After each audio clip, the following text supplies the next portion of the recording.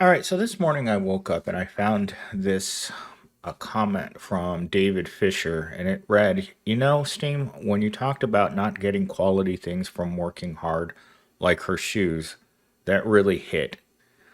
I'll put the rest of the comment in the description just so that you guys can read it. But I read this whole comment and I decided to build a video around it because sometimes the harder we work, the more money Evil Corp makes. And it's always going to be that way. Us regular hourly employees, we're not supposed to get ahead in this system.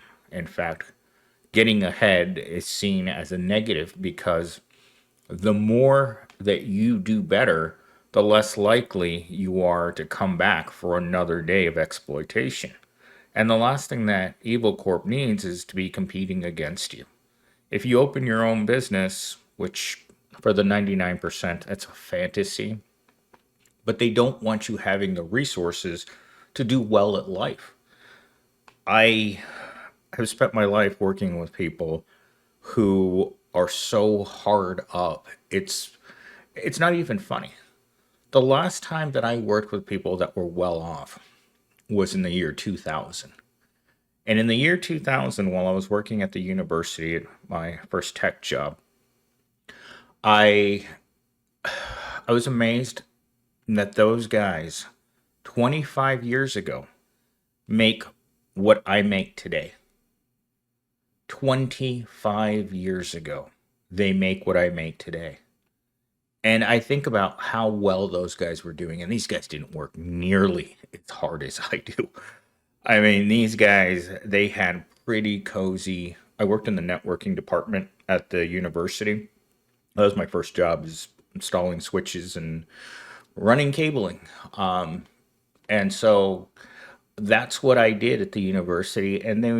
And of course, they had a lot of training at the university. They required you to do a lot of Cisco training because we were just starting out. This is the first time that I heard about VLANs, right?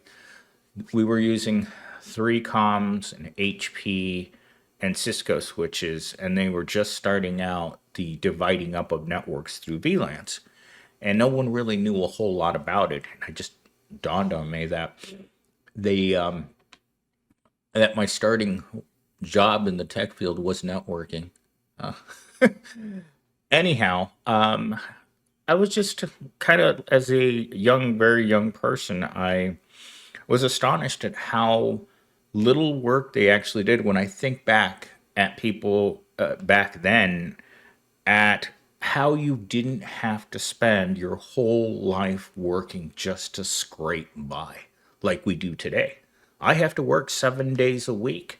I have to work after work. I have to work before work. I work all the time. And what do I have to show for it?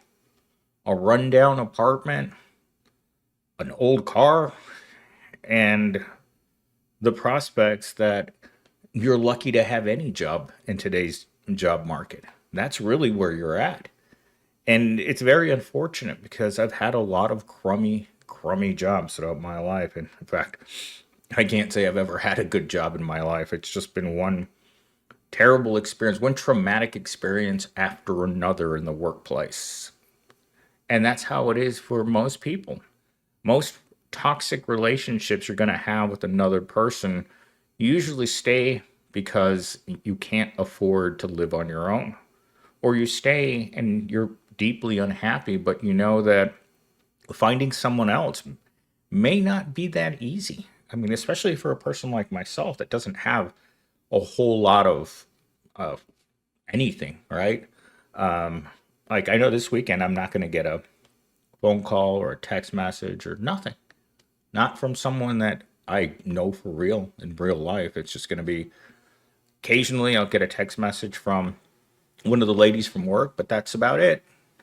For the most part, I'll just be sitting here in the dark recording, making videos for next week. I'm going to try to make 10 this weekend, which is really optimistic because each video takes about an hour to put together. Just the art takes a while now because ChatGPT's been broken for 2 months now. I can't make thumbnails the way that I used to. The old style when I originally made this channel, those thumbnails are long gone. Every time they update ChatGPT, it breaks something and it gets worse. The quality of ChatGPT right now is disgusting. I'm actually surprised I'm still paying for it. But with that said, let's get into today's video. I got home from work today and I sat on the edge of my bed to take off my shoes. My heel was bleeding through my sock.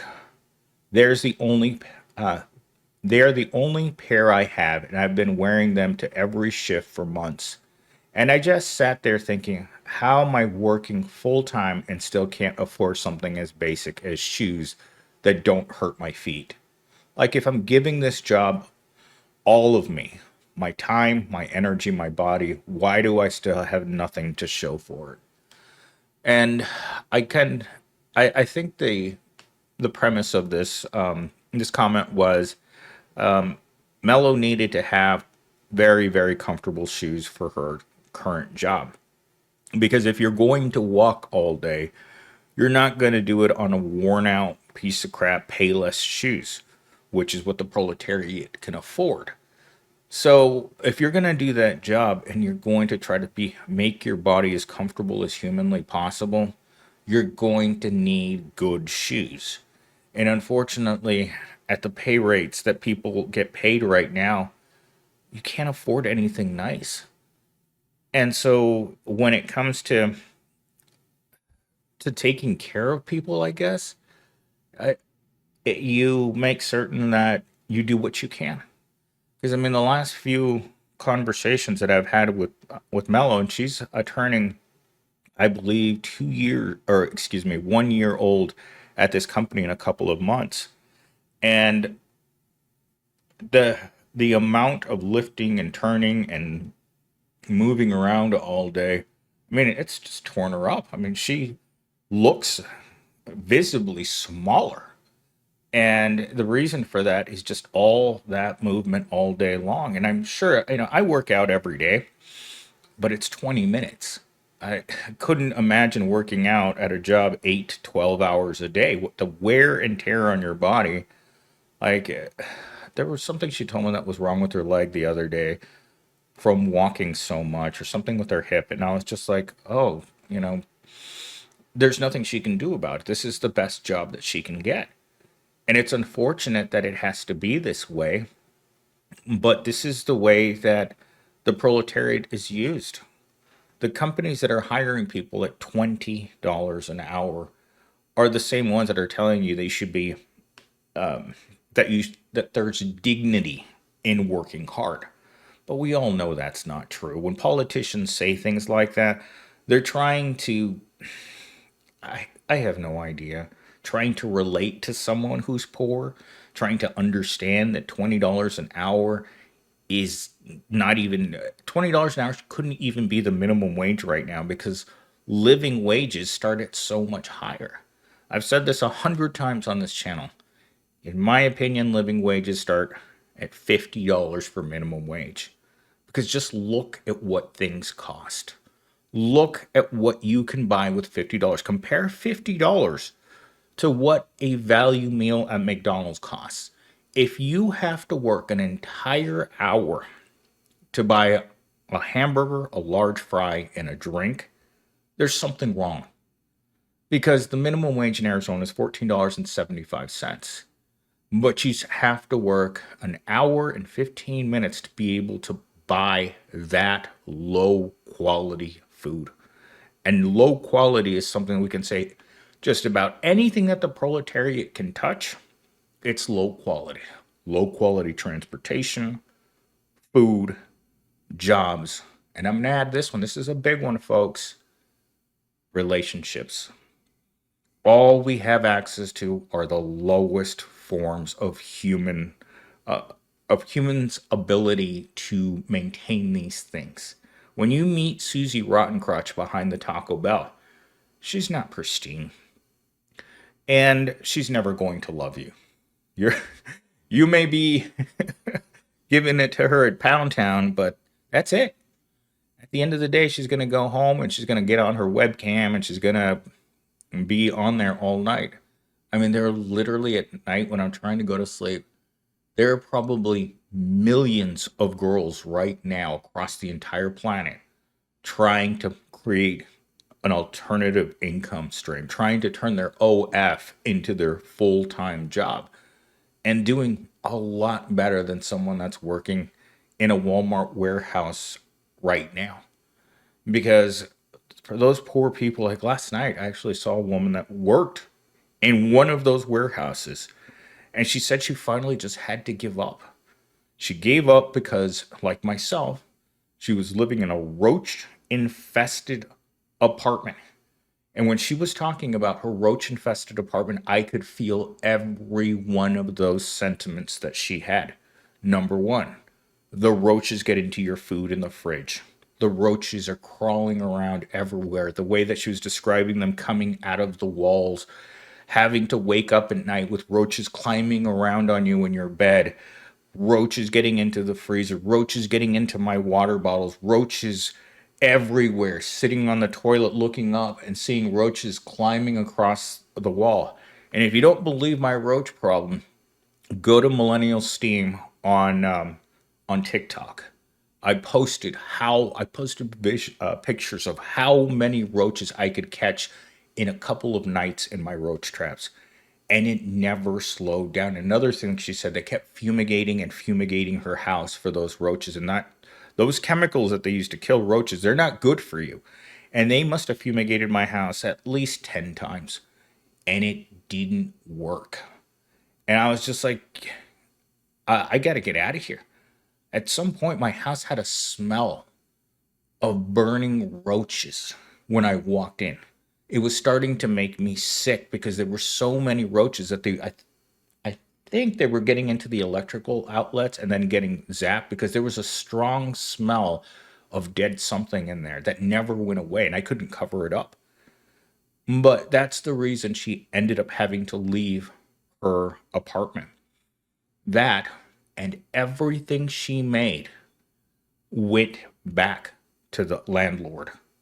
She was 100% apartment poor.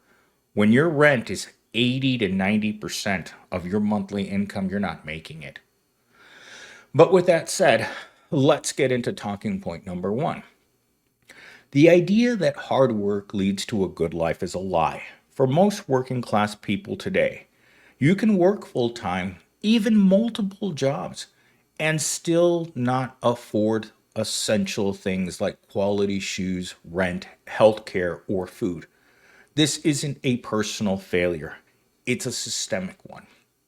I'll tell you this. I was talking to one of the business girls yesterday, and she was telling me that her husband wakes up at 6 o'clock, goes to his first job, gets off at 2, then goes to his second job at 3, and gets home at around midnight every day during the week.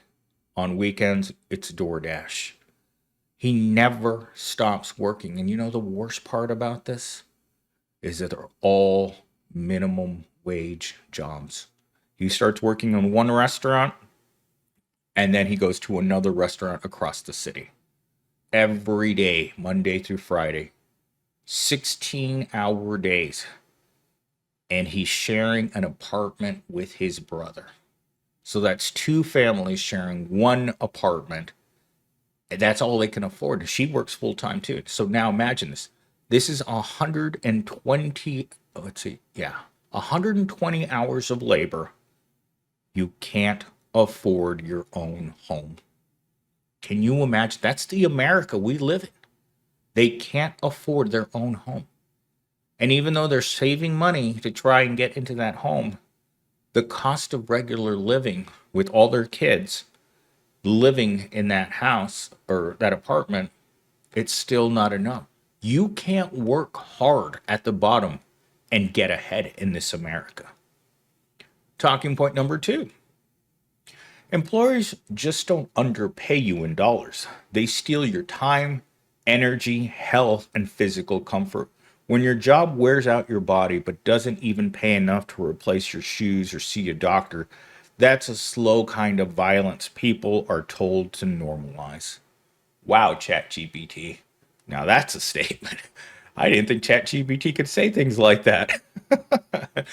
But I've been saying this for years. This government, this establishment, everything around us is trying to normalize the world that we live in. The ultra low standard of life. It reminds me a lot of the book 1984, where Big Brother's always trying to say that we're doing better than we were before. I assure you, the America that I grew up in the 80s wasn't like this. People weren't working this hard to have nothing. And that's how it is today. We're working ourselves into the ground for absolutely no benefit. We're staying alive, we're surviving, but that's it. When I talk to people about vacations, it's like they don't even remember what a vacation is. They have amnesia as to what a vacation is. One of my friends, I called her last Friday, and she was at Disneyland. And her husband both make $120,000 a year. Each one of them does. And they said, she told me that things were expensive at Disneyland and that she would never go back. She ended up pre-booking her visit to Disneyland months ahead of time. She didn't know that her husband was going to lose his job on June 1st, so they hadn't planned on losing his income. But now that they're on a restricted income, things are going to get tough. When you have a lot of teenage kids that are all driving, I mean, I don't remember how many cars she said she had. I think she listed off half a dozen cars that the family owns so that everyone can get to where they need to be. And everyone in that house works. And you're just like, how are people this hard up? How is the value of the dollar diminished so badly? Because to me, the new $5 bill is the $20 bill. When you look at what the purchasing power is out there, that $20 doesn't buy what it used to. And you walk into and I spend I spend at least a good 10% of my day thinking about what am I going to eat for lunch. And then when you run out, grab something and then run right back and you look at it and it fits in the palm of your hand. You just spent $5 on on a taco and you look at it. And I did this the other day when I went to Pollo Loco. I bought this taco and I set it in my hand and I looked at it and I thought, oh my God, is this for real? This is how the same analogy could be used for life. You can put what you can afford to buy in life inside of your hand, and this is all you get. Nothing. And that's the reality that they've tried to normalize for years now.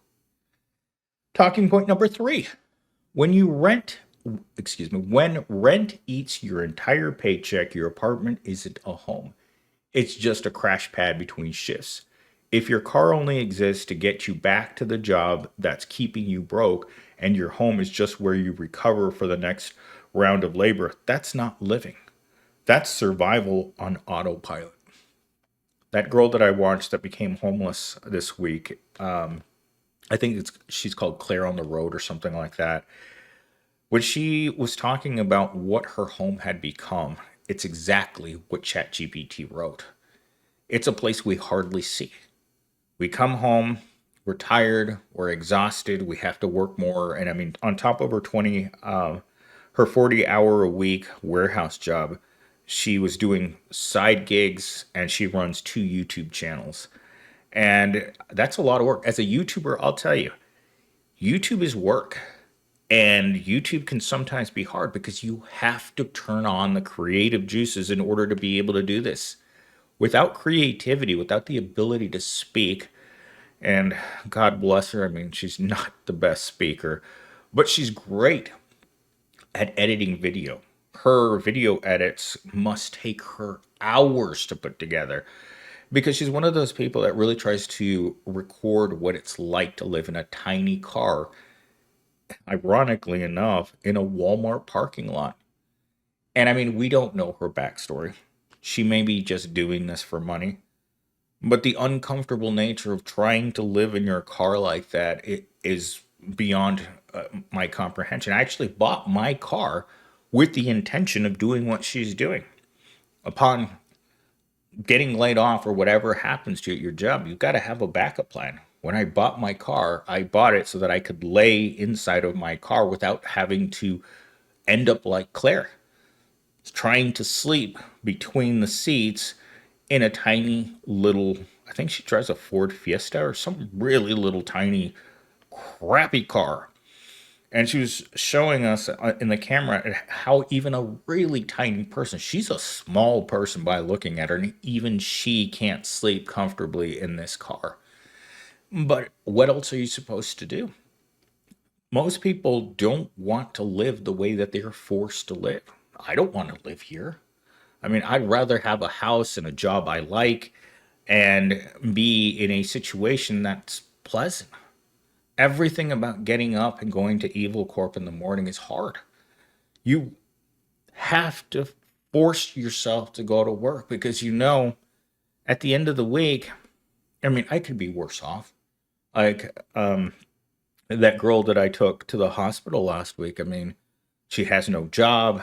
She's crippled now from having surgery on her feet, and she can't move around. And the only thing she's got going for her is she went back to medical school. She went back to school to become a medical doctor. So in 8 to 10 years, when she gets out of school, if she sticks with it, which in my opinion she won't, because it's hard. I mean, that's why those people get paid so much, because going to medical school is hard. And it takes a lot of dedication. I mean, I have 4 college degrees. Do you think I have 4 college degrees because it's easy? No, it takes years. Even if you're not going to be the best student in the world, it still takes 4 years to get a 4 year degree. That's why it took me so long. I spent 20 years in school to end up in this situation. Do you think I'm happy about it? Do you think anyone out there who's buried in student loan debt with a crummy job is happy about what happened to them? No. It's a car wreck. And you are forced to live that car wreck life for the rest of your life. I will never have a good job. I know that. I've been working since I was 16. I've never had a good job, and I never will. It's like it reminds me of Gen Z. It's like we were talking the other day, and I'm like, what are you going to do for money? Like, there's nothing out there. And I did a video the other day on how there are no more good jobs. And someone wrote in the comment section something to the effect of, well, eventually when the boomers finally bite it and those jobs become available, that's what we're waiting for. I hate to say this, Gen Z, but by the time the boomers leave those jobs because the Grim Reapers come to take them away, you're going to be old. Because medical science keeps those boomers alive and well into the late years. As long as they've got access to large sums of cash, medical science will keep you alive. Because what did they say? The answer to disease is having money. As long as you have money, you have a much better chance. Because poverty, in and of itself, makes the proletariat bite it at a greater rate. I don't remember where I heard this, but poverty kills 1 in 4 in America. And I'll tell you, it's really easy. All you have to do is add stress, substances, bad food, and substandard housing, and your life expectancy will go down significantly because you don't have access to good health care. And that can be for 2 separate reasons. Number one, you don't have health insurance. Or number two, you ain't got time to go to the doctor. You think I have time to go to the doctor? I don't go to the doctor. I actually had to schedule out, I think a month or a month and a half out to go to the hospital last week. And I was just like, I don't have time. Like yesterday afternoon, I was getting ready, I was already thinking about going home, and I get that call. It's like, hey, up and at 'em. We got another thing to work for you to work on. It's an emergency, so get this done. And I was like, you just roll your eyes and you're like, I was already working on another project with no solution, and I just kind of like sometimes you can't win for losing. Anyhow, I didn't realize I'd gone on talking this long. Let me close out with the monologue here. Maybe the scariest part isn't that I'm poor, it's that I've gotten used to it. I used to planning I used to planning every grocery run down to the penny. Used to pretend my rent isn't eating me alive. Used to walking to work with busted shoes and calling that normal. But deep down I know it's not. And if you know that too, if something in you is tired of surviving instead of living, then maybe it's time we stop blaming ourselves and start blaming the system that wants us broke, tired, and too busy to dream of better. Because I might not have new shoes yet, but I've got clarity, and that's how change starts. Great ending, Chat GPT. Loved it.